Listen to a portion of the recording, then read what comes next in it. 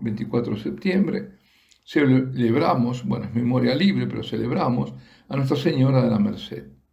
Se la celebra en España y en Hispanoamérica.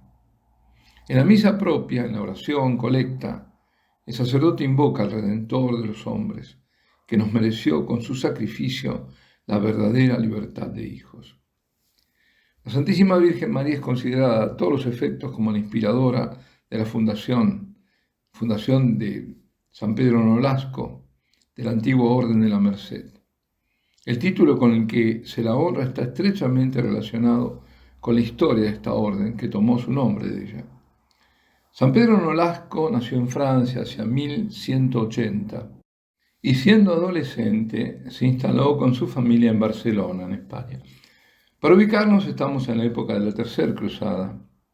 La Tercera Cruzada, que va de 1187 a 1191, también conocida como la Cruzada de los Reyes, fue un intento de los reyes europeos de conquistar la Tierra Santa, de manos de los musulmanes que estaban bajo Saladino. Los cruzados, Ricardo Corazón de León, Felipe II de Francia, y los alemanes que habían quedado, porque el emperador Barbarroja no llegó a destino, ya que murió antes de llegar a Tierra Santa, no llegaron a conquistar Jerusalén. Los lugares santos y los cristianos estaban sometidos a la potencia del Islam. Por otra parte, también España tenía gran parte de su territorio bajo el yugo musulmán. Estábamos alrededor del 1200, estaba bajo los moros. El santo, profundamente entristecido por el estado miserable de los cristianos que estaban esclavizados por los moros, se hizo comerciante para poder penetrar fácilmente entre los mahometanos y en Valencia liberó a 300 esclavos con su propio dinero. Cuando agotó su riqueza se unió a otros jóvenes generosos y nobles para recoger ofrendas y repetir así el rescate de grupos de esclavos cada año. Pero, por muy diligentes que fueran en esta meritoria labor, veían cómo el número de esclavos aumentaba cada vez más. Hay que decir que varios reyes y órdenes militares se habían implicado anteriormente en el rescate de esclavos. En Francia, por ejemplo, había surgido la Orden de los Trinitarios. Las órdenes militares acabaron extinguiéndose. La situación de los esclavos transportados a los países árabes por los musulmanes se había vuelto angustiosa para Pedro Nolasco y sus compañeros, que en los últimos 15 años habían realizado otros 5 grandes rescates, conocidos como redenciones, por miles de cristianos, a miles. En un momento dado, Pedro pensó en retirarse a la vida contemplativa, sintiéndose impotente para contener la situación, alimentada continuamente por los moros de España. Y durante una de esas vigilias de oración, de nuevo, en la soledad, en la noche del 1 al 2 de agosto de 1218, la Virgen María le inspiró, iluminando su inteligencia, a fundar una orden religiosa dedicada a las obras de misericordia, y especialmente a la redención, o sea, al rescate de los esclavos, incluso a costa de su propia vida. Tras discutir el asunto con el joven rey de Aragón, que era Jaime I, y el obispo de Barcelona, Berenguer, el 10 de agosto de 1218, Pedro Nolasco estableció oficialmente la nueva orden religiosa redentora en la Catedral de la Santa Cruz de Barcelona, tomando la regla de San Agustín.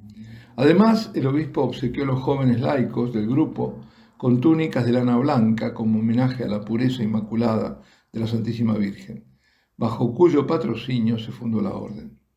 El rey Jaime I les regaló el escudo de su reino de Aragón como insignia, 4 barras rojas sobre campo de oro.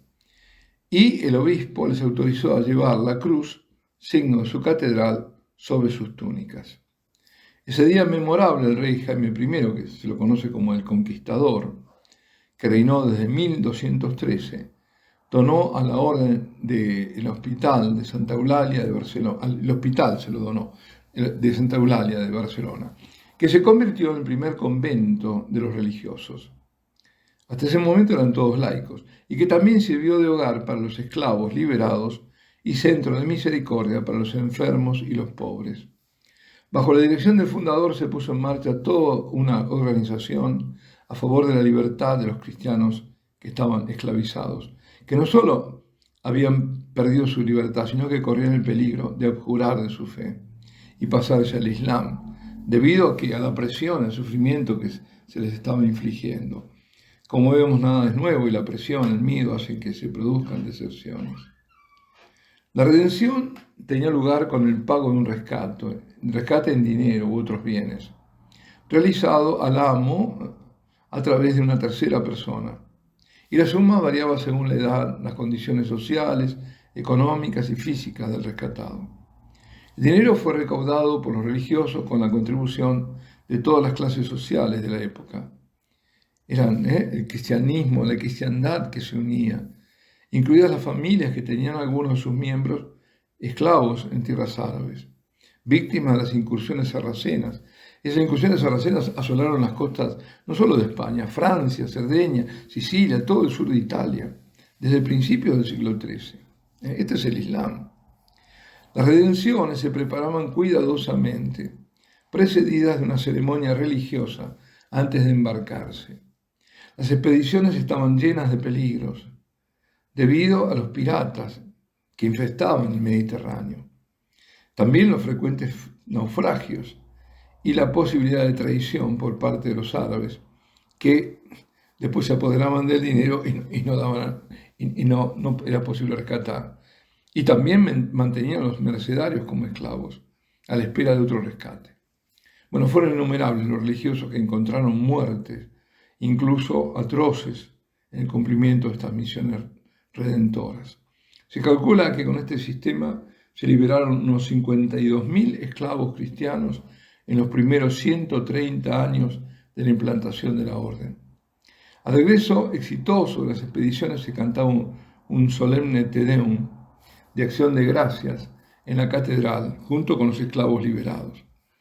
Y una característica heroica de los mercenarios durante las redenciones era ofrecerse en lugar de un esclavo si el dinero no era suficiente y permanecer prisioneros hasta que el dinero llegara de Europa, lo que no siempre ocurría a tiempo, especialmente por las emboscadas de los piratas, por lo que el religioso era bárbaramente asesinado en venganza.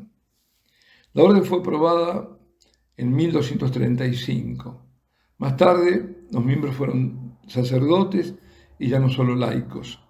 En 1265 se creó la rama femenina de las monjas mercedarias. Los mercedarios estuvieron presentes como capellanes con Cristóbal Colón cuando se descubrió América. Y el primer convento se fundó en 1514 en Santo Domingo. El nombre de mercedarios viene de merced, misericordia, y esto a su vez deriva de lo dicho por el rey Alfonso el Sabio, Alfonso X el Sabio. Decía, redimir a los esclavos es una obra de gran merced, es decir, de gran misericordia. La Virgen es considerada por los mercedarios como la madre, tanto de ellos mismos como de los esclavos, por cuya salvación eterna deben preocuparse. Bueno, hoy el hombre debe ser rescatado de muchas otras esclavitudes, como la droga, aunque hay esclavitud humana, por supuesto, pero tenemos otras nuevas, la droga, la pornografía, la prostitución, las relaciones contra natura y todo pecado grave en que la humanidad está sumida. Esclavos de Satanás. No solo las pobres personas poseídas, sino todos los que sucumben a los graves vicios.